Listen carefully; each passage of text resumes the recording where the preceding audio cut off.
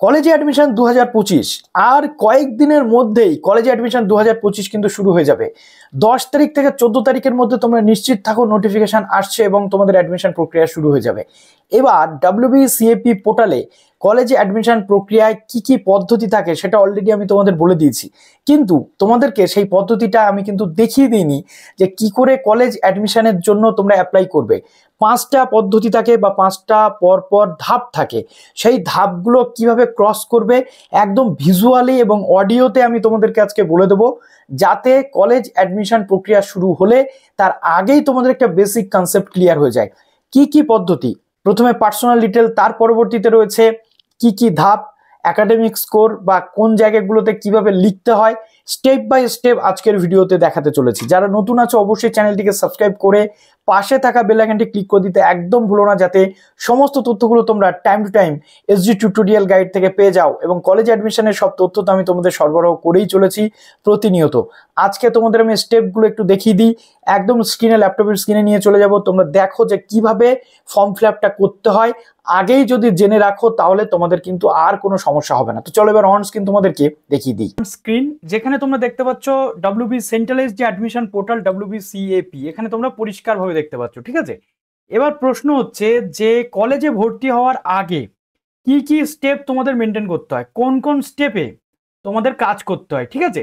তো প্রথমত দেখো এখানে মূলত 5টা স্টেপ থাকে, একদম প্রথম থেকে বলে দিচ্ছি কিভাবে এই 5টা স্টেপ তোমাদের পরপর করতে হবে এবং কি কিভাবে অ্যাডমিশন প্রসেস চলবে, যেটা লাস্ট ইয়ারেও ছিল, এবছরেও কিন্তু, যেটা এবছরে কিন্তু নতুন ইমপ্লিমেন্ট হতে চলেছে, কিভাবে পুরো জিনিসটা হতে চলেছে আমি তোমাদের একটু দেখিয়ে দিই।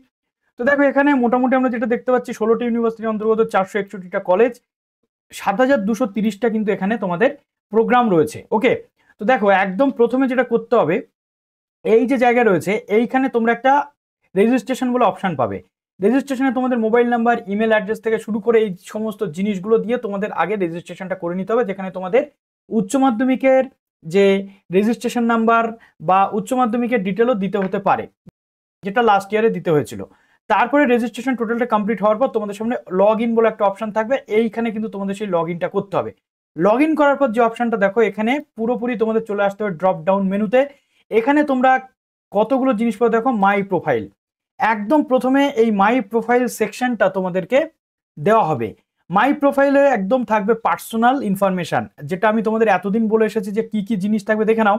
এখানে প্রথমে তোমাদের থাকবে PNG ইমেজ, অর্থাৎ তোমার ছবি এখানে আপলোড করতে হবে। জাস্ট এইখানে দেখো আপলোড ইমেজ বলে যে অপশনটা তোমরা পাবে, এখানে তোমরা চলে যাও, গিয়ে এই যে সেভ ফটো আমি একটা দিয়ে দিলাম যে কোনো একটা, তো সেভ ইমেজ বলে যে অপশনটা রয়েছে এটা তোমাদের সামনে চলে আসবে, যেখানে তোমরা সেভ প্রোফাইল ইমেজ করলে এখানে ছবিটা আপলোড হয়ে গেল। তারপর তোমাদের চলে আসলো সিগনেচার, 1 MBর মধ্যে সিগনেচারটা আপলোড করতে হবে, এটা হচ্ছে ফার্স্ট স্টেপ, ঠিক আছে।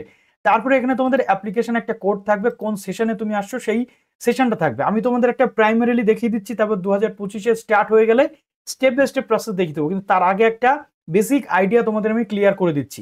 তো সেশনটা দেখো, এইখানে সেশনটা তুমি দিয়ে দিলে, এরপর তোমার এখানে চলে আসে ফার্স্ট নেম। তো ধরো এখানে আমি আমার ফার্স্ট নেম দিয়ে দিলাম সোমনাথ, আমি লাস্ট নেম দিয়ে দিলাম ঘোষ, ঠিক আছে। এখানে ন্যাশনালিটি এখন আসছে না সিলেকশন, এখানে আসবে ইন্ডিয়ান বা অন্যান্য।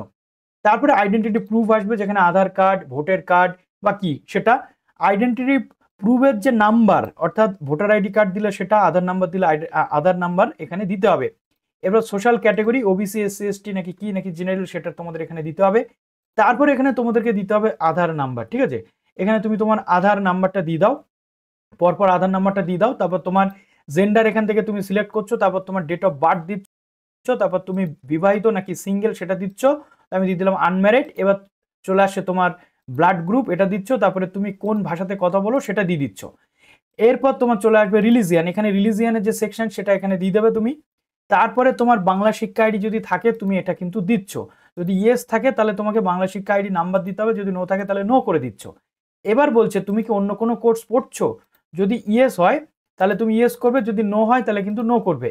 অন্য কোনো কোর্স পড়লে তার সাথে কিন্তু এই রেগুলার গ্র্যাজুয়েশন বেসিক্যালি করা যায় না, যদি দুটো কোর্স রেগুলার একই সাথে হয়। তো এটা একটু দেখছো। এবার নিয়ারেস্ট রেলওয়ে স্টেশন, ঠিক আছে, নিয়ারেস্ট যে রেলওয়ে স্টেশন রয়েছে তার নাম এখানে তোমাকে দিতে হবে, কোন রেলওয়ে স্টেশনের কাছাকাছি তুমি থাকো। আমার যেমন রয়েছে বসিরহাট, আমি এখানে দিয়ে দিলাম বসিরহাট রেলওয়ে স্টেশন। ওকে, তারপর দেখো এখানে তুমি তোমার ইমেল অ্যাড্রেসটা দিচ্ছ, অর্থাৎ কোন ইমেল অ্যাড্রেস সেটা দিচ্ছ, মোবাইল নাম্বার তুমি এখানে দিয়ে দিচ্ছ। এরপর এখানে তোমার চলে আসবে ব্যাংক অ্যাকাউন্ট ডিটেল, কোন ব্যাংক সেই ব্যাংকের নাম দিচ্ছ, ব্যাংক অ্যাকাউন্ট হোল্ডারের নেম দিয়ে দিচ্ছ। তারপরে ব্যাংক অ্যাকাউন্টের যে নাম্বার সেটা দিচ্ছ, ব্যাংকের নাম, ব্যাংক অ্যাকাউন্ট হোল্ডারের নাম অর্থাৎ কার নামে অ্যাকাউন্ট আছে সেটা, তারপরে ব্যাংক অ্যাকাউন্ট নাম্বার দিয়ে দিচ্ছ, তারপরে আইএফএসসি কোড দিয়ে দিচ্ছ। এটা কিন্তু খুব ইম্পর্ট্যান্ট, ঠিক আছে? তো এটা গেল। এরপরে এই যেগুলো তুমি দিলে এই ডকুমেন্টসগুলো পরবর্তী সেকশনে আপলোড করতে হবে।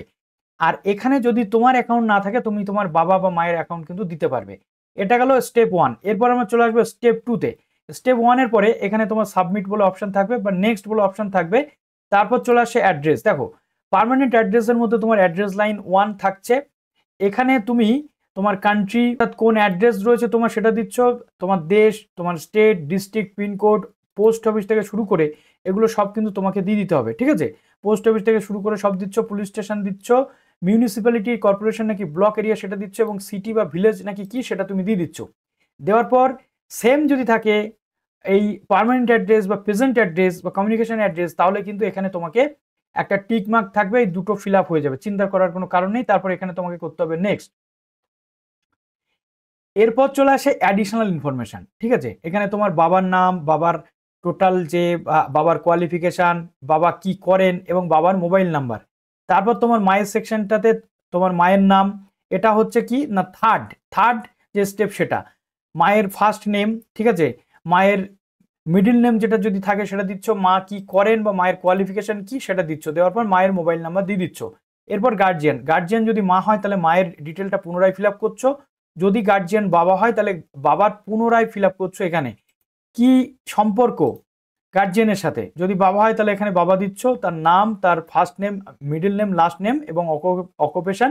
জাস্ট এখানে যা যা করেছো সেটা এখানে ফিল আপ করতে হবে যদি বাবা তোমার গার্জিয়ান হয়ে থাকেন, ঠিক আছে? এরপর চলে আসে ফ্যামিলি অ্যানুয়াল ইনকাম। এটা খুব সাবধানে তোমাদেরকে ফিল আপ করতে হবে। কেন বলছি? তার কারণ হচ্ছে একটাই, যে ফ্যামিলি ইনকাম এর উপর ভিত্তি করে এসবিএমসিএম স্কলারশিপ ও অন্যান্য স্কলারশিপগুলো কিন্তু তোমরা পাবে, তাই এই ইনকামটা কিন্তু তোমাদের ঠিকঠাকভাবে দিতে হবে। এরপর তোমাদের করতে হবে নেক্সট করার পর এখানে থাকছে রেজাল্টের যে বিষয়, যেটা এখনো এরর দেখাচ্ছে। এই রেজাল্টের এখানে তোমাদের পুরো যে ডিটেল একটা ঘর থাকবে, মাধ্যমিক, উচ্চ মাধ্যমিক, গ্রাজুয়েশনের পুরো ডিটেল তোমাদেরকে ফিল আপ করতে হবে। সেটা পরবর্তী ক্ষেত্রে 2025-এ আসলে আমি তোমাদের দেখিয়ে দেবো, ঠিক আছে? এরপর চলে আসে ডকুমেন্ট আপলোড। এরপর চলে আসবে তোমাদের এখানে পরপর যে ডকুমেন্ট আপলোডের জায়গা সেইগুলো, অর্থাৎ তুমি যে মাধ্যমিকের অ্যাডমিট কার্ড, মাধ্যমিকের মার্কশিট, উচ্চ মাধ্যমিকের অ্যাডমিট কার্ড, উচ্চ মাধ্যমিকের মার্কশিট, তারপরে ওবিসি এসসি এসটি সার্টিফিকেট পরপর এখানে তোমাকে আপলোড করতে হবে। করার পর সেটা আপলোড হয়ে গেলে তারপর তোমাকে কিন্তু নেক্সটে ক্লিক করতে হবে, করে তুমি ফর্মটাকে এইভাবে পুরো দেখতে পাবে, যে ফর্মটা তুমি ফিল আপ করেছো এইভাবে পুরো দেখতে পাবে, পুরো প্রিভিউ দেখতে পাবে ফর্মের, ঠিক আছে? সেই প্রিভিউ অনুযায়ী এখানে অ্যাকনলেজ, এই প্রত্যেকটাতে অ্যাকনলেজ, ঠিক আছে? এই এই এই যেগুলো তুমি ফিল আপ করেছো এখানে টিক মার্ক কিন্তু তোমাকে অ্যাকনলেজ করতে হবে। এখন যেহেতু এরর দেখাচ্ছে, এগুলো পরবর্তী ক্ষেত্রে কিন্তু সব টিক মার্ক হয়ে যাবে। টিক মার্ক করে দেওয়ার পর দেখো এইভাবে কিন্তু তোমাদের মার্কসের যে ডিটেল সেগুলো থাকবে, সাবজেক্ট, ল্যাঙ্গুয়েজ, থিওরি, তারপরে তোমাদের প্র্যাকটিক্যালের মার্কস, এইভাবে পরপর পার্সেন্টেজ অনুযায়ী দিতে হবে, ঠিক আছে? তারপর দেখো এখানে প্রত্যেকটাতে এটা করার পর এখানে জাস্ট আই অ্যাকনলেজে ক্লিক করে কনফার্মে ক্লিক করলে তোমাদের ফর্মটা কিন্তু ফাইনালি সাবমিটের দিকে চলে যাবে, এবং ফাইনাল যে পেজ থাকবে সেখানে এরকম একটা অপশান কিন্তু তুমি পেয়ে যাবে, ঠিক আছে? ফাইনাল যে পেজ থাকবে সেখানে কিন্তু তুমি এরকম অপশান পেয়ে যাবে। যদি তুমি চাও এডিট করতে, তাহলে কি এডিট করতে পারবে? মোবাইল নাম্বার, 10+2 বোর্ডের যে মার্কস, তারপরে তোমার profile, cancel registration, change password, change email, এগুলো তুমি এডিট করতে পারবে, করে তুমি ফাইনালি সাবমিট কিন্তু করে দেবে। ফাইনালি সাবমিট করার পর তোমার ফর্মটাকে কিন্তু প্রিন্ট করে নিতে হবে। এই হচ্ছে টোটাল কটা, 1টা, 2টো, 3টে, 4টে, 5টে স্টেপ কিন্তু আপাতত রয়েছে।